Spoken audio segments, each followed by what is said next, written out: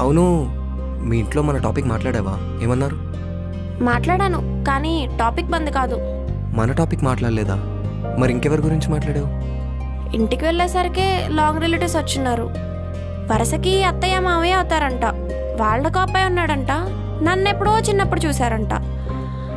So నా గురించి మా ఫ్యామిలీ గురించి తెలుసుకొని మ్యారేజ్ ప్రపోజల్కి వచ్చారు.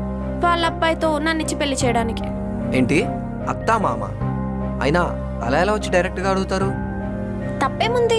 ఇంట్లో వాళ్ళే కదా, బయట వాళ్ళు కాదు కదా. సరే, మ్యాటర్ అది కాదు, వదిలే. ఇంతకీ మీ ఇంట్లో వాళ్ళు ఏమన్నారు? అంటే అది పడిన తడబాటు చాలు, నసకుండా స్ట్రైట్గా పాయింట్ చెప్పు. తను వెల్ సెటిల్. వాళ్ళ ఫ్యామిలీ కూడా మంచి పద్ధతి గల ఫ్యామిలీ అంట. వాళ్ళ గురించి కూడా కొంచెం ఐడియా ఉందన్నారు.